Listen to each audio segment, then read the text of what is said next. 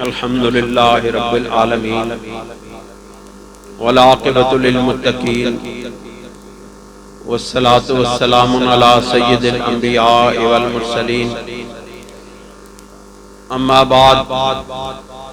فاعوذ باللہ من الشیطان الرجیم بسم اللہ الرحمن الرحیم ان اللہ وملائکتہ یصلون علی النبی یا ایھا الذین آمنوا صلوا علیہ وسلموا تسلیما الصلاۃ والسلام علیک یا رسول اللہ وعلی آلک واصحابک یا حبیب اللہ۔ دوستو اور بزرگوں، یہ ہمارے لیے اللہ رب العزت کی بڑی کرم نوازی اور سرور کونین صلی اللہ علیہ وآلہ وسلم کی نگاہ کرم ہے کہ حسب معمول اس مرتبہ بھی آپ نے اللہ والوں کی باتیں سنی اور اللہ کے دین کو نہ صرف سیکھا بلکہ سمجھا بھی۔ دوستو اور بزرگوں، یہ دور فتنوں کا دور ہے۔ جس طرح پیر صاحب ارشاد فرما رہے تھے کہ آج کے دور کی سب سے بڑی ضرورت یہ ہے کہ ہمیں اپنے آقا و مولا حضور پر نور سید دو عالم صلی اللہ علیہ وآلہ وسلم کی ان احادیث مبارکہ پر غور و فکر کرنا چاہیے جن میں آپ نے اس پرفتن دور کی پیشن گوئیاں فرمائی ہیں، اور وہ پیشن گوئیاں اس لیے ہیں کہ ہم ان کو پڑھ کے ان کو سمجھیں اور ان فتنوں سے بچیں، ان برائیوں سے بچیں۔ یہ صرف احادیث اور فرمان رسول صلی اللہ علیہ وآلہ وسلم اس لیے نہیں ہے کہ ان کو بطور تبرک پڑھا جائے اور حضور سرور کونین صلی اللہ علیہ وآلہ وسلم کے علم کی بلندی کو سمجھا اور جانا جائے۔ دوستو، دنیا کے علموں کو ناپا جا سکتا ہے، دنیا کے عالموں کے علم کی مقدار اور اس حیثیت کو سمجھا جا سکتا ہے، لیکن ساری انسانیت مل کر کے حضور سرور دو عالم صلی اللہ علیہ وآلہ وسلم کے علم کے ایک قطرے تک بھی نہیں پہنچ سکتی ہے۔ لہذا یہ جو احادیث میں حضور پر نور سید دو عالم صلی اللہ علیہ وآلہ وسلم کا علم غیب آپ کو نظر آتا ہے، یہ تو میرے آقا و مولا صلی اللہ علیہ وآلہ وسلم کے علم کے سمندر کا ایک قطرہ ہے۔ علم مصطفیٰ تو بہت بلند بات ہے۔ دوستو، موجودہ دور کا فتنہ دو صورتوں میں ابھر کے سامنے آیا ہے۔ ایک فتنہ رافضیت کا فتنہ ہے اور ایک فتنہ ناسبیت اور خارجیت کا فتنہ ہے۔ یہ در حقیقت اندر سے دونوں ایک ہیں، ظاہر الگ الگ ہے۔ حقیقت میں دیکھا جائے تو رافضیت سے بھی ایمان کا نقصان ہے، اور حقیقت میں دیکھا جائے تو ناسبیت اور خارجیت سے بھی ایمان کا خطرہ اور نقصان ہے۔ دونوں ایمان کو کھانے والی چیزیں ہیں، ایمان کو ختم کرنے والی چیزیں ہیں، لہذا یاد رکھنا رافضیت بھی گمراہی ہے اور ناسبیت اور خارجیت بھی گمراہی ہے۔ اگر رائے حق ہے، اگر سیدھا راستہ ہے تو وہ اہل سنت و جماعت کا راستہ ہے۔ نہ یہ صحابہ کی توہین تو تنقیص کرتے ہیں، نہ یہ اہل بیت کی شان میں کوئی کمی اور بیشی کرتے ہیں۔ اللہ تعالیٰ نے ان کا اندر بھی جگمگ کر دیا ہے، ان کا چہرہ بھی جگمگ کر دیا ہے۔ یہ دیکھو آپ کو نور ہی نور نظر آتا ہے، ادھر بھی نور نظر آتا ہے، ادھر بھی نور نظر آتا ہے۔ یہ کیا ہے؟ یہ کوئی میک اپ کر کے تو نہیں آئے، آپ کوئی کسی بیوٹی پارلر سے سج دھج کے تو نہیں آئے، لیکن یاد رکھنا سب سے بڑا بیوٹی پارلر جو انسان کو حسن عطا کرتا ہے، جو انسان کو خوبصورت بناتا ہے، جو انسان کے ظاہر کو بھی جگمگ جگمگ کرتا ہے، جو انسان کے باطن کو بھی جگمگ جگمگ کرتا ہے، وہ سب سے بڑا بیوٹی پارلر گنبد خضرا کے اندر موجود ہے۔ دوستو اور بزرگوں، آپ کو معلوم ہے کہ میں اپنے قبلہ عالم، اپنے مرشد گرامی حضرت سید صوفی مسعود الحسن شاہ رحمۃ اللہ علیہ، صوفی باصفا کی تقلید کرتے ہوئے حضرت امام ربانی مجدد الفسانی رضی اللہ تعالیٰ عنہ کے مکتوبات شریف کے کچھ اقتباسات آپ کے سامنے پیش کرتا ہوں۔ اور آج میں نے مکتوبات شریف کے جن حصوں کو منتخب کیا ہے وہ شان صحابہ بھی ہیں اور شان اہل بیت بھی ہیں۔ اور آپ کو معلوم ہوگا کہ حضرت امام ربانی رضی اللہ تعالیٰ عنہ نے صحابہ کرام کی کیا شان بیان کی ہے اور حضرات اہل بیت کی کیا شان بیان کی ہے۔ جس طرح پیر صاحب نے آپ کو 5 گرہ بتائی ہیں، تو جو غالباً چوتھی گرہ ہے میں اسی کو آگے بڑھاتا ہوں۔ حضرت امام ربانی رضی اللہ تعالی عنہ ارشاد فرماتے ہیں سیدنا صدیق اکبر رضی اللہ تعالی عنہ کی شان میں، حضرات شیخین، آپ کو پتہ ہے شیخین کس کو کہتے ہیں؟ نہیں پتہ؟ حضرات شیخین کہتے ہیں سیدنا صدیق اکبر کو اور حضرت عمر فاروق رضی اللہ تعالی عنہما کو۔ سنیو گلاں یاد کرو، یہ ایمان کی بات ہے، یہ عقیدے کی بات ہے، اس کو یاد کرو۔ اگر کوئی آپ سے پوچھے کہ اہل سنت و جماعت میں حضرات شیخین کسے کہتے ہیں تو آپ کیا جواب دیں گے؟ حضرت سیدنا صدیق اکبر اور حضرت سیدنا عمر فاروق رضی اللہ تعالیٰ عنہ کو حضرات شیخین کہتے ہیں۔ اور حضرات ختنین کس کو کہتے ہیں؟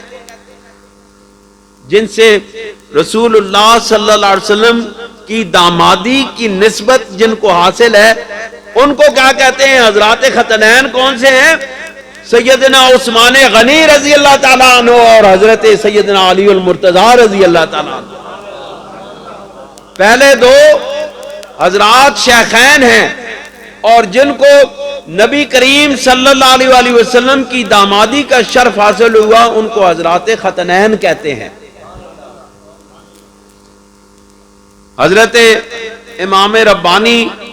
ارشاد فرماتے ہیں کہ رضائل کے منافی شفقت و مہربانی است و از زمائم اخلاق است از حسد و بغض و کینہ و عداوت در حق جماع کے بشرف صحبت خیر البشر مشرف گشتان علیہ الصلوۃ والسلام. جس طرح سرکار آپ نے فرمایا، بالکل مکتوبات شریف کی عبارت آپ نے سمجھو بیان کی. آپ فرماتے ہیں کہ وہ رذائل، وہ بری باتیں جیسے کہ کینہ، حسد، بخل، عداوت، کہ جس کے بارے میں صحابہ کرام کی رضوان اللہ تعالی علیہم اجمعین کی جماعت کے اوپر الزام لگایا جاتا ہے کہ جس وقت رسول اللہ صلی اللہ علیہ وآلہ وسلم اس دنیا سے پردہ فرما گئے تو صحابہ کرام نعوذ باللہ من ذالک منافق ہو گئے، کافر ہو گئے، ایمان سے جاتے رہے. کہا جاتا ہے نا، سنو ہو گئے وہ. بالکل بھائی یہ ایک جماعت کا عقیدہ ہے، وہ کلمہ پڑھنے والے لوگ ہیں، وہ بھی لا الہ الا اللہ محمد الرسول اللہ کہتے ہیں، لیکن ان کا عقیدہ یہ ہے کہ نبی کریم صلی اللہ علیہ وسلم کے بعد صحابہ کرام نعوذ باللہ من ذالک ان کے دلوں کے اندر ایک دوسرے کے ساتھ حسد بھی تھا، بخل بھی تھا، ایک دوسرے کا کینہ بھی رکھتے تھے نعوذ باللہ من ذالک. تو حضرت امام ربانی فرماتے ہیں کہ یہ چگونہ متصور شود کہ بہترین ہی امت خیر الامم شانت، کہ یہ کیسے تصور کیا جا سکتا ہے کہ ان بری خصلتوں کے ساتھ ان کو خیر الامم کہا جائے. لوگ کہتے ہیں حضور نبی کریم صلی اللہ علیہ وسلم کی امت خیر الامم امت ہے، حضور علیہ الصلوۃ والسلام خیر البشر ہیں، افضل البشر ہیں. تو ان کی جو صحابہ کرام ہیں ان کے دلوں کے اندر اگر کینہ اور بغض ہوگا تو یہ ان کو خیر الامم کیسے کہا جائے گا؟ پھر فرماتے ہیں وَأَسْبَقِيَّتِ ایمان وَأَوَلِيَّتِ انفاق مال وَبَذْلِ انفس را چے مزیت و فضیلت دارت باشد. کہ پھر جب دلوں کے اندر کینہ اور بغض ہوگا، حسد ہوگا، بخل ہوگا، تو پھر ایمان میں سبقت لے جانے والا اور مال سرور دو جہاں صلی اللہ علیہ وسلم کے قدموں پہ نچھاور کرنا اور اپنے جان کو حضور علیہ الصلوۃ والسلام کی شان پر قربان کر دینا، یہ کون سی بڑی فضیلت ہوگی؟ فضیلت اس مال، اس ایمان کو ایمان میں سبقت لے جانا اور بذل انفس کرنا اور حضور علیہ الصلوۃ والسلام پر اپنی جانوں کو قربان کرنا، فضیلت تو اس بات کی ہے. تو یہ اگر فضیلت ہے تو اس فضیلت کے ساتھ یہ خرابیاں جمع نہیں ہو سکتی ہیں. آپ فرماتے ہیں جس طرح پیر صاحب نے فرمایا کہ جماع کے در صحبت اولیاء امت زندگانی میں نمائن عظیم رضائل نجات میں یابند. کہ ایک ایسی جماعت جو اس امت کے اولیاء کی زیر تربیت رہتی ہے، ان کی نگاہ کا فیض پانے کے بعد کیا ہوتا ہے؟ ان کی زندگیوں میں تبدیلی آ جاتی ہے، تو ان کی زندگیاں خوبصورت بن جاتی ہیں. ان اولیاء امت کی صحبتوں میں رہنے کے بعد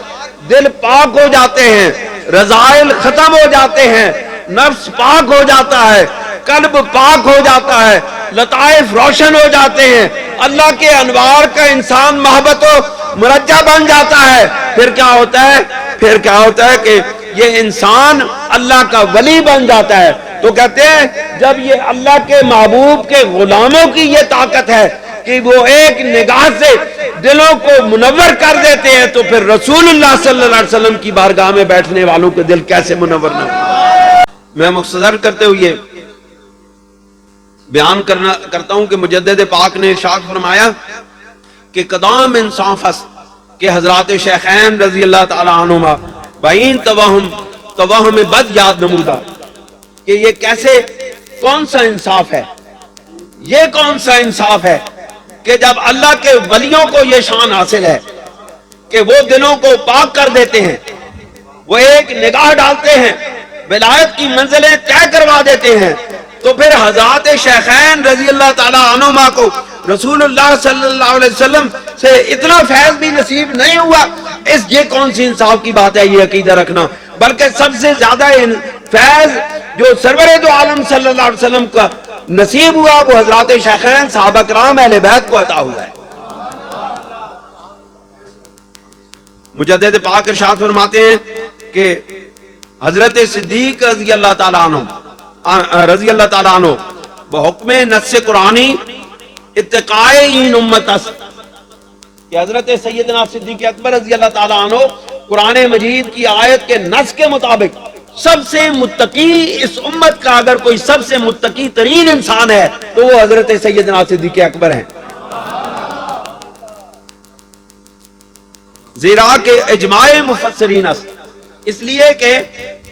تمام مفسرین کا اس پر اجماع ہے، چاہے ابن عباس رضی اللہ تعالیٰ عنہ چاہے غیریان، کہ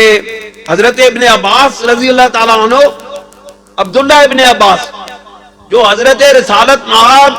صلی اللہ علیہ وسلم کے چچا کے بیٹے ہیں، حضرت عبداللہ ابن عباس، اور یہ بھی اہل بیت میں سے۔ حضور علیہ الصلوۃ والسلام نے فرمایا آل جعفر بھی اہل بیت میں سے ہیں، آل عقیل بھی اہل بیت میں سے ہیں، آل علی بھی اہل بیت میں سے ہیں، اور آل عباس بھی اہل بیت میں سے ہیں۔ مسلم شریف کی حدیث حضور آپ کی نگاہ سے گزری ہو، آپ نے فرمایا 4 خاندان بنو ہاشم کے اہل بیت ہیں۔ اب وہ فرماتے ہیں کہ یہ آیہ مبارکہ جو اللہ رب العزت نے سورہ واللیل میں بیان کی کہ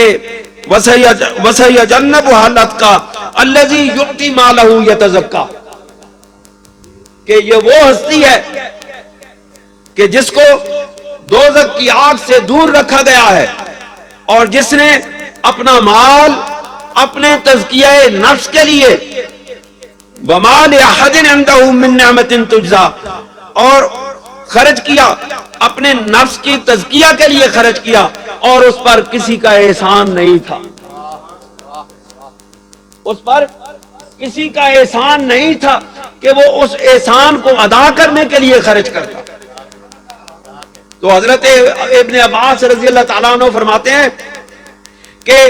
باقی تمام صحابہ پر رسول اللہ کے احسانات ہیں، بشمول حضرت علی کرم اللہ وجہ الکریم کے، کہ حضرت علی کرم اللہ وجہ الکریم کو رسول اللہ صلی اللہ علیہ وسلم نے پالا، بڑا کیا، جوان کیا، تربیت کی، پرورش کی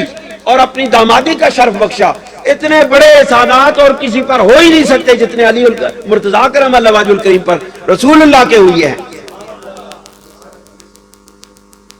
لیکن سیدنا صدیق اکبر رضی اللہ تعالیٰ عنہ کے بارے میں پتہ ہے رسول اللہ صلی اللہ علیہ وسلم نے کیا فرمایا؟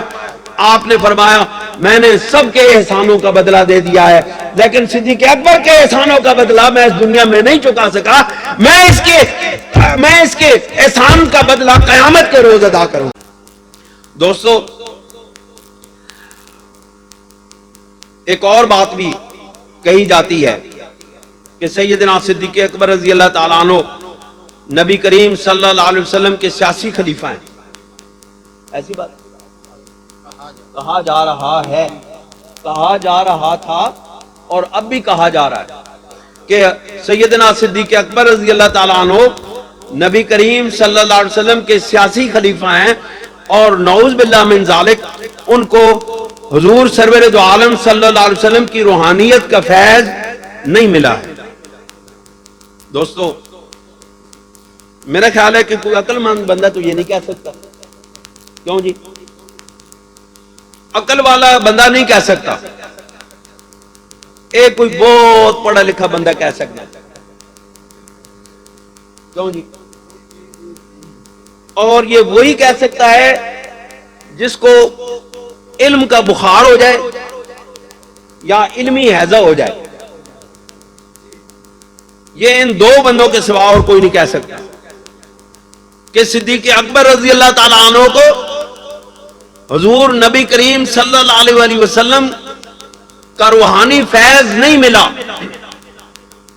لیکن دوستو اس فیض تک پہنچنا، اس فیض کی کیفیت کو معلوم کرنا، اس فیض کے مرتبے کو معلوم کرنے کے لیے ظاہری علم کام نہیں آتا، اس کے لیے مجدد الفسانی رضی اللہ تعالیٰ عنہ کی روحانیت کے مرتبے پر پہنچنا پڑتا ہے۔ صدیق اکبر کے روحانی مقام اور مرتبے کو سمجھنے کے لیے حضرت امام ربانی کی نظر چاہیے، حضرت امام ربانی رضی اللہ تعالیٰ عنہ کی روحانیت کی بلندی چاہیے، حضرت امام ربانی رضی اللہ تعالیٰ عنہ کی نظر کی گہرائی چاہیے، حضرت امام ربانی رضی اللہ تعالیٰ عنہ کی علم کے اندر رسوخ چاہیے۔ یہ راسخین فی العلم کا کام ہے، یہ عالموں کا کام نہیں ہے، یہ راسخین فی العلم کا کام ہے کہ وہ کسی پر نگاہ ڈال کے کسی کی طرف متوجہ ہو کے اس کے روحانی مقام اور مرتبے کو جان سکتے ہیں۔ کیوں حضور میں غلط تو نہیں کہہ رہا؟ بندے نے کیا سمجھا؟ وہ ایک بندہ مجھے بات بتا رہا تھا کہ حضرت صوفی صاحب میرے والد گرامی رحمۃ اللہ علیہ کسی محفل میں تشریف لے گئے ملتان، تو وہاں بڑی محفل سجی ہوئی تھی، تو آپ جس وقت تشریف لے گئے تو ایک بہت بڑے عالم دین تقریر کر رہے تھے، تو انہوں نے صوفی صاحب رحمۃ اللہ علیہ کے ظاہر کو دیکھتے ہوئے کہ فقیر آدمی پتہ نہیں کون آ گیا ہے، کوئی توجہ نہیں کی۔ شاہ صاحب انہوں نے وہ عالم دین صاحب نے کوئی توجہ نہیں فرمائی کہ کوئی اللہ کا ولی آ گیا ہے۔ انہوں نے کہا پتہ نہیں کون آ گیا ہے، بس لوگ پیر آج کل بہت پیر ہیں کہ کوئی انہی میں سے کوئی پیر ہے۔ صوفی صاحب رحمۃ اللہ علیہ یہ حاجی صاحب بیٹھے ہیں، حاجی محمد اعظم صاحب، انہوں نے بتایا کہ وہ کہتے ہیں کہ جس وقت وہ صوفی صاحب رحمۃ اللہ علیہ جا کے بیٹھے اور انہوں نے کوئی ادب و احترام نہیں کیا، کوئی توجہ نہیں کی، تو صوفی صاحب رحمۃ اللہ علیہ نے صرف یوں کر کے دیکھا، صرف ایک نگاہ اٹھا کے دیکھی، مولوی صاحب کا سارا علم ضائع ہو گیا۔ مولوی صاحب کہنے لگے کہ میری تقریر بند، میں اب اس سے زیادہ کچھ بھی نہیں کہہ سکتا۔ تو بعد میں انہوں نے بتایا کہ مجھے اس وقت جس وقت صوفی صاحب رحمۃ اللہ علیہ نے میری طرف دیکھا تھا تو مجھے اس وقت یاد ہی کچھ نہیں رہا کہ میں نے کچھ پڑھا ہوا بھی ہے کہ نہیں۔ تو علم والے اس منزل نو نہیں پہنچ سکتے جس وقت تک اے جڑے تواڈے اندر اللہ رب العزت نے آئینے رکھے نے نا چھوٹے چھوٹے، ان نہ روشن ہو جان۔ کیوں حضور؟ اے جڑے آئینے رکھے نے رب ذوالجلال نے دل دے اندر،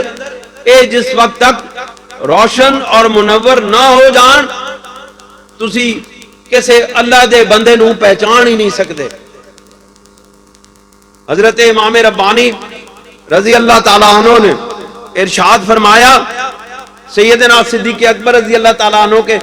باطنی اور روحانی مقام کو بیان کرتے ہوئے کہ بدانا کی حقیقت حضرت صدیق اکبر یعنی رب از اسماء الہی جل شانہ کہ مبدأ تعین اوس، کہ جان لو کہ حضرت صدیق اکبر رضی اللہ تعالیٰ عنہ کا رب جو ہے اسماء الہی میں سے جو رب جو ان کا مبدأ تعین ہے، مبدأ تعین حضور میں غلطی کراں تو لازمی دسو، میں مبدأ تعین سمجھا سی تھا بھائی پڑھی لکھی کیا کتابہ چو نقل مار کے کوئی بوٹی لا کے تو دسنے آسان بھی نہیں پتا مبدأ تعین کیا ہونا، سمجھو۔ مبدأ تعین اس کو کہتے ہیں جو اللہ رب العزت کے اسماء میں سے کوئی اسم کسی بندے پر اس اللہ رب العزت اس اسم کے وسیلے سے ظہور کرتا ہے، اس کو مبدأ تعین کہتے ہیں اس کا۔ क्यों सर कोई गलत गल? अल्लाह रब्बुल इज्जत के अस्मा में से हर बंदे पर किसी ना किसी इस्म की रोशनी पड़ रही है। हुण तुसी आखो भाई अल्लाह ताला के वलियों पर तो अल्लाह रब्बुल इज्जत के अस्मा की रोशनी पड़ती है, वो हिदायत पा जाते हैं, लेकिन जो गुमराह हैं, जो काफिर हैं, जो मुनाफिक हैं, जो बदअकीदा हैं, उन पर कौन से इस्म की तजल्ली पड़ती है कि वो गुमराह होते हैं? हाँ, हकीकत यही है कि अल्लाह के वलियों पर इसमें हादी की तजल्ली पड़ती है और गुमराहों पर इसमें मुदिल की तजल्ली पड़ती है, दाल की तजल्ली पड़ती है, और उनकी वजह से वो उनको गुमराही मिलती है और अल्लाह के वलियों को हिदायत मिलती है। तो हजरत इमाम रब्बानी फरमाते हैं कि सैयदना सिद्दीक़ अकबर रज़ी अल्लाह ताला अन्हु का जो इस्म रब है, जिस इस्म से उनको रूहानी तरबियत मिलती है, जो उनका मबदा ताय्युन है, वो क्या है कि बेतवस्सुत अमरे ज़िल्ले हकीकत मोहम्मदिया, कि वो बगैर किसी अमर के तवस्सुत से, किसी वसीले से नबी करीम सल्लल्लाहु अलैहि वसल्लम की हकीकत का ज़िल है, साया। ज़िल का मतलब है साया, यानी हकीकत मोहम्मदी का साया सिद्दीक़ अकबर रज़ी अल्लाह ताला अन्हु पे पड़ रहा है, बगैर किसी वास्ते और बगैर किसी वसीले के। जो इस्म हुजूर सरवरे दो आलम सल्लल्लाहु अलैहि वसल्लम की तरबियत कर रहा है, जो आपके रूहानी मकाम को रब्बे ज़ुल जलाल से जोड़ रहा है, वही इस्म बतौर असल रसूलुल्लाह पर तवज्जो फरमा रहा है, और वही इस्म बतौर ज़िल नबी करीम सल्लल्लाहु हज़रत सिद्दीक़ अकबर पे तवज्जो फरमा रहा है। ऐसी बात है। तो आप फरमाते हैं कि बर नहजे के हरचे दरान हकीकत कायनस, कि इस तरीके से ज़िले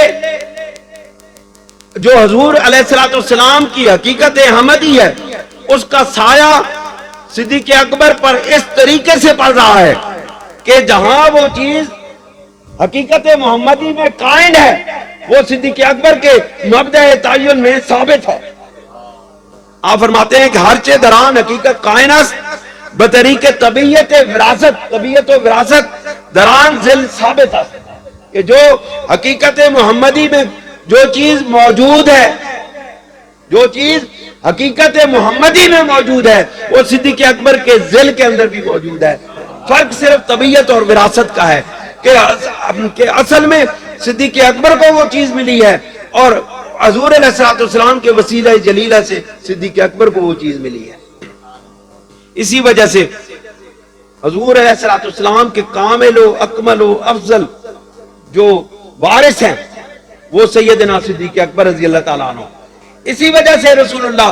सल्लल्लाहु अलैहि वसल्लम ने इरशाद फरमाया कि मा सब्बल्लाहु शैअन फी सदरी, कि अल्लाह रब्बुल इज्जत ने कोई ऐसी चीज जो मेरे सीने में डाली हो, कोई ऐसी चीज नहीं है जो मेरे सीने में रब्बे ज़ुल जलाल ने डाली हो, इल्ला वक़द सबबतुहु, मगर मैंने उसको डाला है, इल्ला वक़द और तहकीक बिल यकीन मैंने उसको डाला है, सबबतुहु फी सदरे अबी बकर, कि जो चीज रब्बे ज़ुल जलाल ने मेरे सीने में डाली है, मैंने सिद्दीक़ अकबर के सीने में डाली है। अब जो रसूलुल्लाह सल्लल्लाहु अलैहि वसल्लम जिसके सीने में कोई चीज डाल दे, उसको निकाल कौन सकता है? दोस्तों, दुनिया की दी हुई चीज वापस की जा सकती है, दुनिया वाले चीज दे के वापस ले सकते हैं, लेकिन जब करीम कोई चीज देते हैं तो फिर वापस नहीं लेते। और फिर आप देखें, हजरत इस हदीस पाक के इन अल्फाज पे गौर करें कि वक़द सबबतुहु फी सदरे अबी बकर, कि मैंने तहकीक मैंने वो सब कुछ सिद्दीक़ अकबर के सीने में डाल दिया है। अब जिसने डाला है उसने क्या कुछ डाला है, ये वो ही जान सकता है जिसने सीने में वो علم و معرفت کی نہریں دریا بہائے ہیں اور اس کے اندر سمویا ہے، یا ان سمندروں کو جذب کرنے والا ہی سمجھ سکتا ہے، جس نے وہ سمندر پی لیے ہیں اور اس کو ظاہر بھی نہیں ہونے دیا میں نے سمندر پی لیے، جس نے سمندر علم مصطفیٰ کے پی لیے اور اس نے ڈکار تک نہیں مارا۔ لوگ تو آج کل تھوڑی سی کتابیں پڑھتے ہیں اور ان کو بے غضبی ہو جاتی ہے۔ سیدنا صدیق اکبر رضی اللہ تعالیٰ عنہ نے تو سب کچھ سینہ مصطفیٰ سے لے لیا ہے اور پھر بھی بتایا نہیں کہ میں نے سب کچھ لے لیا۔ دوستو، مختصر کرتے ہوئے میں آپ کو ایک بات عرض کرنا چاہتا ہوں کہ سیدنا صدیق اکبر رضی اللہ تعالیٰ عنہ کے بارے میں بس یہ اس کا یہ کہتے ہیں نا مرکزی نقطہ میں آپ کے سامنے بیان کرنا چاہتا ہوں۔ آپ فرماتے ہیں کہ بر اصل سخن رویں، اب ہم اصل بات کی طرف آتے ہیں۔ حضرت صدیق اکبر و حضرت فاروق اعظم حامل بار نبوت محمدی، آپ فرماتے ہیں کہ لوگوں، حضرت صدیق اکبر اور حضرت عمر فاروق نبی کریم صلی اللہ علیہ وسلم کے فیضان نبوت کا بوجھ اپنے کاندھوں پر اٹھانے والے ہیں۔ دیکھو، شب ہجرت صحابہ کرام میں سے کوئی بھی جب تک سرور دو جہاں صلی اللہ علیہ وسلم اس روئے زمین پر رہے، ظاہری حیات میں رہے،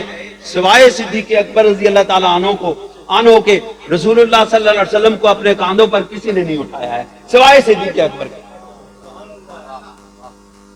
کوئی ایک صحابی بھی آپ کو نہیں ملے گا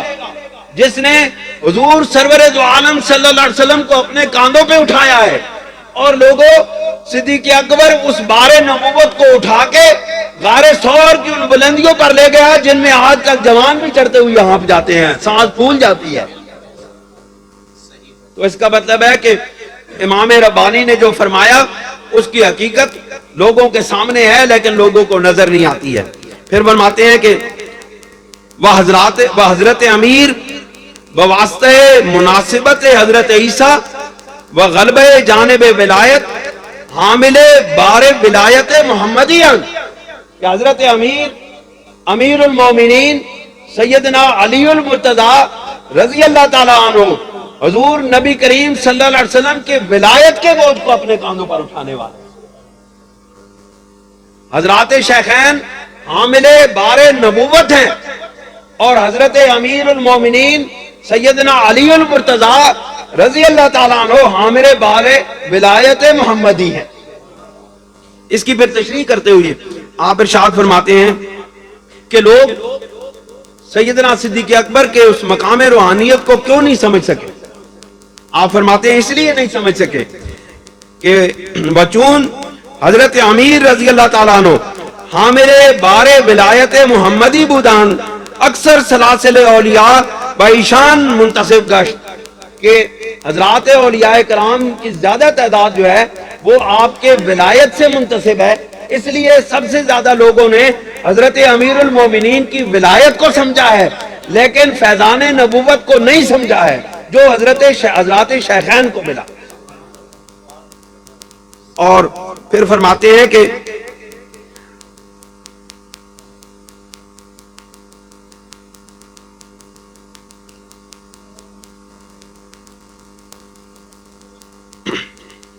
کمالات ولایت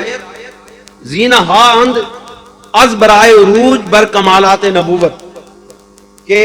کمالات ولایت جو ہیں یہ کمالات نبوت پر چڑھنے کے لیے ایک سیڑھی کا درجہ اور مقام رکھتے ہیں۔ تو پھر فرماتے ہیں آپ، بس یہ آخری بات میں آپ کے سامنے عرض کرتا ہوں، اے برادر، حضرت امیر چونکہ حامل بار ولایت محمدی ہیں، محمدی علیہ السلام، کہ حضرت امیر المومنین سیدنا علی کرم اللہ وجہ الکریم چونکہ حامل بار ولایت محمدی ہیں، اس لیے تربیت مقام اقداب اور ابدال اوتاد کہ از اولیاء عزلتاً و جانب کمالات ولایت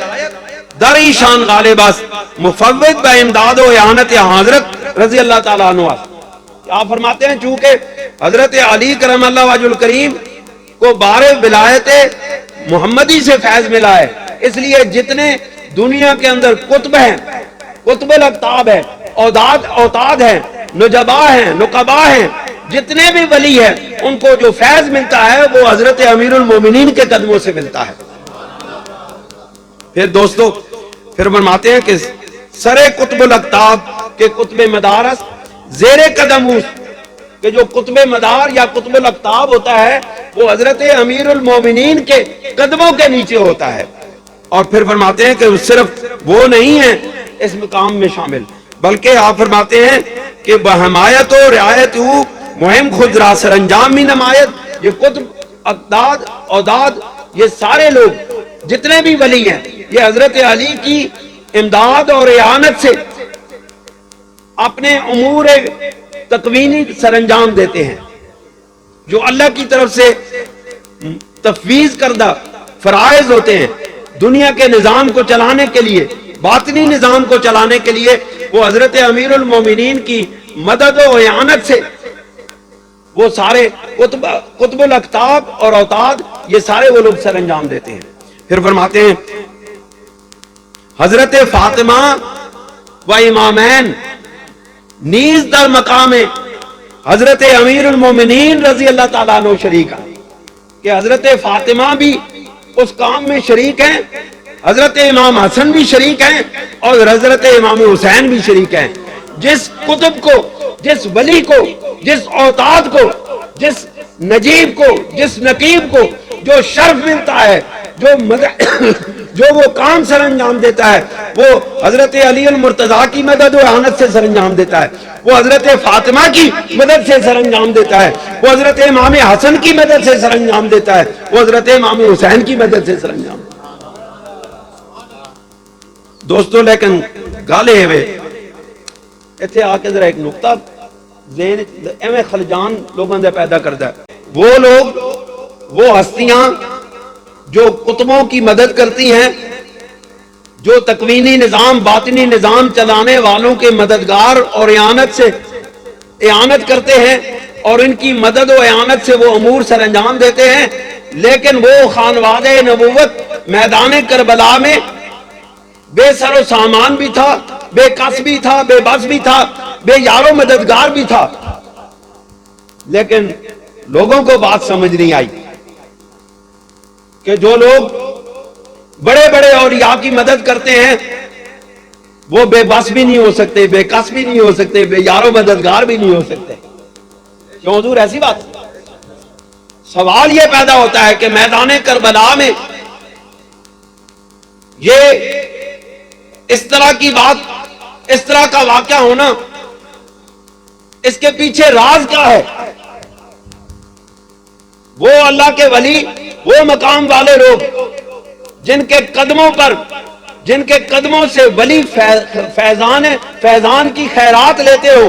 وہ اس طرح بے کس اور بے بس ہو کر میدان کربلا میں شہید کر دیے جائیں۔ بات سمجھ میں آنے والی نہیں ہے، لیکن لوگوں بات سمجھ میں آنے والی ہے کہ میدان کربلا میدان کارزار نہیں تھا، بلکہ وہ میدان تصوف و روحانیت تھا۔ امام علی مقام نے، رسول اللہ کے خانوادہ نے بتایا ہے کہ اگر کوئی مقام ولایت پر پہنچنا چاہتا ہے تو اس کو میدان کربلا سے گزرنا پڑتا ہے۔ حضرت امام علی مقام قیامت تک آنے والے ولیوں کو یہ سبق دے گئے کہ اگر کوئی اللہ کا ولی بننا چاہتا ہے، اگر کوئی خدا تک، رب ذوالجلال تک پہنچنا چاہتا ہے تو اس کو اپنا مال بھی لٹانا پڑے گا، اپنی جان بھی لٹانی پڑے گی، اپنا کنبہ بھی قربان کرنا پڑے گا، حتیٰ کہ اپنی جان بھی قربان کرنی پڑے گی۔ یاد رکھو دوستو، اللہ کی معرفت اور محبت سر دیتیاں بغیر نہیں ہو مل دیجئے، ایتھے سیس نوانا پہندا ہے، ایتھے سب کچھ لٹانا پہندا ہے،